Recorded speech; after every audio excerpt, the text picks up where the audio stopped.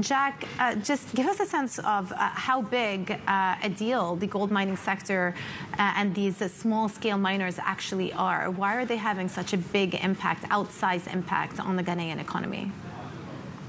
Well, this is a big sector. I mean, the ASM, as they call it, so the artisanal scale mining, it makes up about a fifth of global gold supply. That's according to a World Gold Council report recently, and 80% of the gold miners in the world.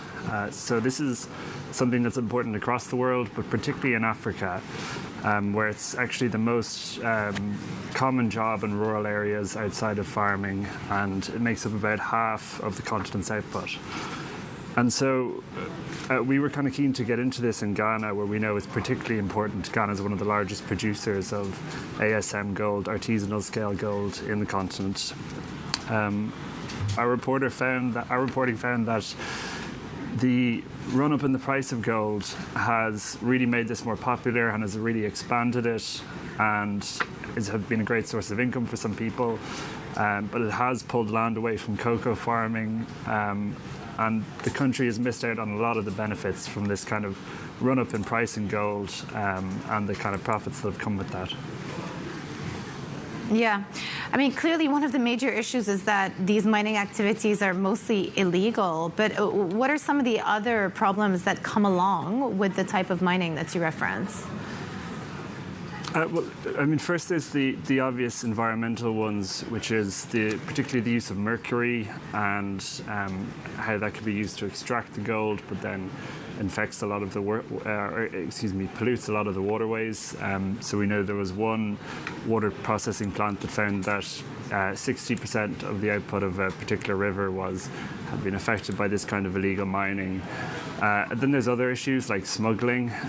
This is a big problem, particularly with this sector, and for a lot of small-scale miners who, in some instances, are not even that small. You're talking about earth-moving equipment. It's not just kind of a guy with a shovel. And you can typically sell that maybe overseas to smaller refineries, and the government obviously doesn't get tax revenue from that.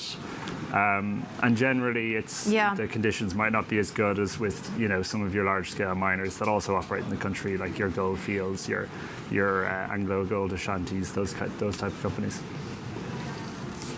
Yeah, so let me just round up the discussion, because we started reading about the political environment and changing leadership in Ghana. Is the government trying to do anything to crack down on this type of illegal mining, or are there parts of the government, not the government themselves, but parts of the establishment who may be benefiting still? Well, this has become a political football in Ghana just before their election, which I believe is coming later this week. And my colleague Yinka Ebukan was down on the ground visiting some of these sites and speaking to some of the local ministers about what the approach was to this, because I know that there is, among some parts of the public, a really strong call to clamp down on this. They don't want the environmental damage. They don't want everything that comes with this trade. But then at the same time, there are some people making good money from this, and in rural areas, it's typically a better income than you can earn doing anything else.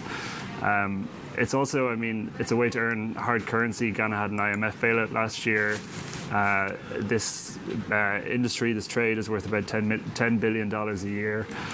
So it's a difficult one for the government to balance those two competing needs, and they've kind of struggled to do that thus far.